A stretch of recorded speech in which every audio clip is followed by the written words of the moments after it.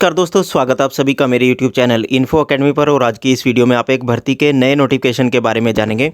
ये जो भर्ती का नया नोटिफिकेशन है CISF के द्वारा जारी किया गया है, सेंट्रल इंडस्ट्रियल सिक्योरिटी फोर्सेस, जो कि भारत सरकार के होम मिनिस्ट्री के अंतर्गत आती है। और इसके द्वारा कांस्टेबल फायरमैन के मेल कैंडिडेट्स के लिए एक वैकेंसीज का नोटिफिकेशन जारी कर दिया गया है। और इस एडवर्टाइजमेंट के अगेंस्ट जितने भी पदों के लिए एप्लीकेशंस इनवाइट की गई हैं, उन सभी पदों के लिए आपको ऑनलाइन एप्लीकेशन ही सबमिट करनी पड़ेगी। ऑनलाइन एप्लीकेशन सबमिट करने के लिए आपको 29 जनवरी 2022 से लेकर 4 मार्च 2022 के मध्य का समय मिला है। यानी आप 29 जनवरी 2022 से लेकर 4 मार्च 2022 के मध्य में ही आप अपना ऑनलाइन आवेदन करवा पाएंगे। इसके बाद आप अपना ऑनलाइन आवेदन जमा नहीं करवा पाएंगे। इस प्रकार के नए नए जॉब नोटिफिकेशन प्राप्त करने के लिए आप चैनल को जरूर सब्सक्राइब करें, वीडियो को लाइक व शेयर जरूर करते रहें, ताकि आपको भर्तियों से संबंधित हर छोटी बड़ी अपडेट इस चैनल के माध्यम से मिलती रहे। सबसे पहले देख लेते हैं, ऑनलाइन एप्लीकेशन ही आप सबमिट करवा पाएंगे। केवल मेल कैंडिडेट ही इन सभी पदों के लिए अप्लाई कर पाएंगे। कांस्टेबल फायर की ये वैकेंसीज हैं CISF के लिए। और पे लेवल 3 रहेगा, 21,700 से लेकर 69,100 का ये पे स्केल लेवल 3 रहेगा। और इस बेसिक के अलावा आपको अलाउंसेस, वो अलाउंसेस मिलेंगे जो सेंट्रल गवर्नमेंट के एम्प्लॉइज़ को टाइम टू टाइम मिलते रहते हैं। और ये वैकेंसीज न्यू पेंशन स्कीम के अंतर्गत डिफाइन की गई हैं, और उसके अंतर्गत ही आएंगे। जितने भी कर्मचारियों की अब भर्ती होती है दिनांक 1/1/2006 के बाद, उन सभी के ऊपर न्यू पेंशन स्कीम ही लागू होती है, पुरानी पेंशन स्कीम इनको नहीं मिलती। आगे देख लेते हैं, केवल और केवल ऑनलाइन मोड में ही आप अपना एप्लीकेशन सबमिट करवा पाएंगे। उसके बाद आपका फिजिकल एफिशिएंसी टेस्ट यानी कि PET फिजिकल स्टैंडर्ड टेस्ट होगा। उसके बाद आपका रिटर्न एग्जामिनेशन होगा। रिटर्न एग्जामिनेशन आपका CBT एग्जाम होगा, कंप्यूटर बेस्ड टेस्ट होगा, यानी कि ऑनलाइन एग्जामिनेशन आपका कंडक्ट करवाया जाएगा। उसके बाद आपकी डॉक्यूमेंट वेरिफिकेशन होगी। उसके बाद आपका मेडिकल एग्जामिनेशन होगा। उसके बाद यदि किसी का रिव्यू होगा मेडिकल एग्जामिनेशन में, तो वो कंडक्ट करवाया जाएगा।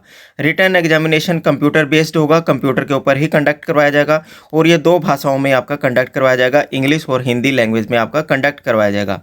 और इन सभी पदों के लिए आपको ऑनलाइन एप्लीकेशन ही सबमिट करनी पड़ेगी। ऑनलाइन एप्लीकेशन सबमिट करने के लिए आपको ब्लू लाइंस में एक वेबसाइट आपको दिखाई पड़ रही होगी, www.cisfrectt.in। इस वेबसाइट के माध्यम से ही आप अपना ऑनलाइन एप्लीकेशन सबमिट करवा पाएंगे। आगे देख लेते हैं वैकेंसीज का विवरण किस प्रकार से रहेगा। उससे पहले आप देख लो, पे स्केल की बात करें, पे लेवल 3 है, 21,700 से लेकर 69,100 का पे स्केल रहेगा। वैकेंसीज का विवरण आपकी वीडियो स्क्रीन पर अब आपको स्टेट वाइज दिखाई पड़ रहा होगा। कुल वैकेंसीज 1,149 वैकेंसी हैं, जिसमें से अंडमान निकोबार के लिए कोई वैकेंसी नहीं है। आंध्र प्रदेश के लिए, एंटायर स्टेट के लिए 28 वैकेंसी हैं, और नक्सल एरिया के लिए 51 वैकेंसी हैं। इसी प्रकार अरुणाचल प्रदेश के लिए 9, असम के लिए 103 वैकेंसी हैं, बिहार के लिए 58 और नक्सल एरिया जो बिहार का है उसके लिए 65 वैकेंसी है। चंडीगढ़ के लिए 1 वैकेंसी है। छत्तीसगढ़ के लिए 14 वैकेंसी एंटायर स्टेट के लिए हैं, और नक्सल एरिया के लिए 26 वैकेंसी हैं। दमन, नागर हवेली और दमन दीव के लिए कोई वैकेंसी नहीं है। दिल्ली के लिए 10 वैकेंसी हैं। गोवा में भी 1 वैकेंसी है। गुजरात में 34, हरियाणा स्टेट के लिए 14 वैकेंसी हैं। हिमाचल प्रदेश के लिए 4 हैं। जम्मू एंड कश्मीर के लिए 41 वैकेंसी हैं। झारखंड स्टेट के लिए 18 हैं, और नक्सल एरिया के लिए 69 वैकेंसी है। कर्नाटका के लिए 34, केरला के लिए 19 और नक्सल एरिया के लिए 21 वैकेंसी हैं। लद्दाख के लिए 1, लक्षद्वीप के लिए कोई वैकेंसी नहीं है। मध्य प्रदेश स्टेट के लिए 41 वैकेंसी है, और नक्सल एरिया के लिए 9 वैकेंसी है। महाराष्ट्र एंटायर स्टेट के लिए 63 वैकेंसियाँ नक्सल एरिया के साथ हैं। मणिपुर में 11 वैकेंसियाँ, मेघालय में 13, मिजोरम में 5, नागालैंड के लिए 7 वैकेंसी हैं। ओडिशा के लिए 24 और नक्सल एरिया के लिए 34 वैकेंसी है। पौंडीचेरी के लिए 1 है। पंजाब के लिए 16, राजस्थान के लिए 39, सिक्किम के लिए कोई वैकेंसी नहीं है।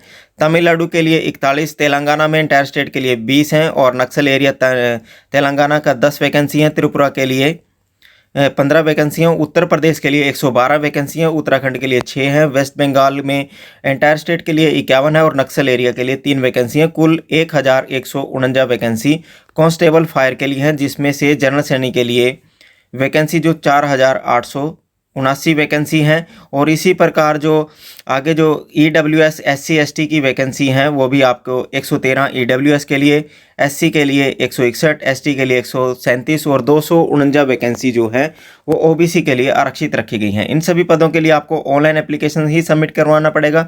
जो कैंडिडेट एक्स सर्विसमैन है वो भी अप्लाई कर सकते हैं कि 1149 वैकेंसी में से 10% वैकेंसी जो है एक्स सर्विसमैन के लिए भी आरक्षित है, यानी कि 1115 वैकेंसी एक्स सर्विसमैन के लिए भी आरक्षित रखी गई है। आगे एलिजिबिलिटी क्राइटेरिया इस प्रकार से रहेगा, केवल वही कैंडिडेट अप्लाई कर पाएंगे जिन्होंने 12वीं कक्षा या इसके समकक्ष पास कर रखी है साइंस सब्जेक्ट्स के साथ किसी भी रिकॉग्नाइज इंस्टीट्यूट या बोर्ड से। केवल वही कैंडिडेट इन पदों के लिए अप्लाई कर सकते हैं। एज लिमिट की बात करें 18 से 23 वर्ष के बीच के कैंडिडेट ही अप्लाई कर पाएंगे। आयु की गणना इस भर्ती की अंतिम तारीख को 4 मार्च 2022 को आपकी आयु 18 से 23 वर्ष के बीच में होनी चाहिए, तभी आप अप्लाई कर सकते हैं। और क्वालिफिकेशन में +2 साइंस के साथ आपकी होगी, तभी आप इन कांस्टेबल फायरमैन के लिए अप्लाई कर सकते हैं।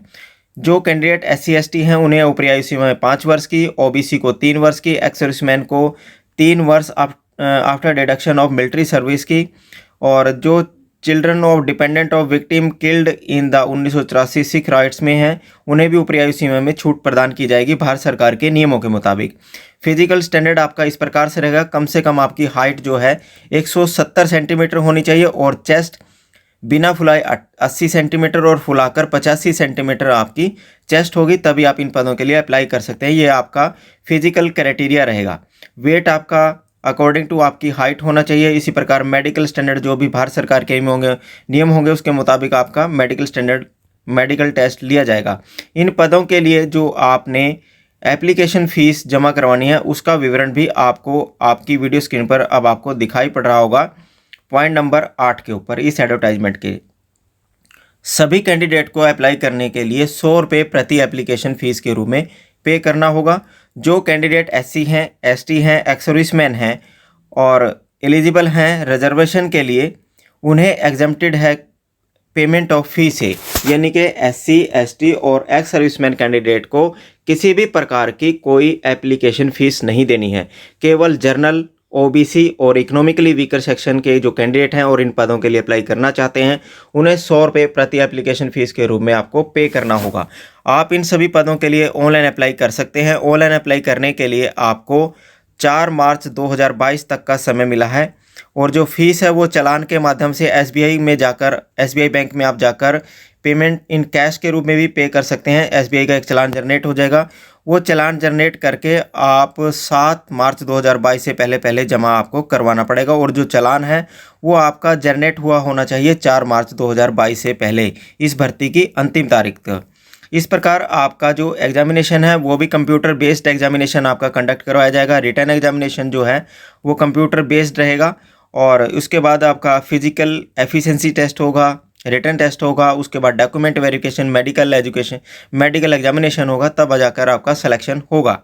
इस प्रकार आप इन सभी कांस्टेबल के पदों के लिए 29 जनवरी 2022 से लेकर 4 मार्च 2022 के मध्य में अपना ऑनलाइन एप्लीकेशन सबमिट कर सकते हैं।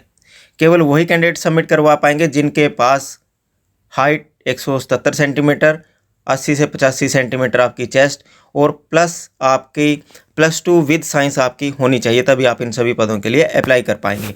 इस प्रकार के नए जॉब नोटिफिकेशन प्राप्त करने के लिए आप चैनल को जरूर सब्सक्राइब करें, वीडियो को लाइक व शेयर जरूर करते रहें ताकि आपको भर्तियों से संबंधित हर छोटी बड़ी अपडेट इस चैनल के माध्यम से मिलती रहे।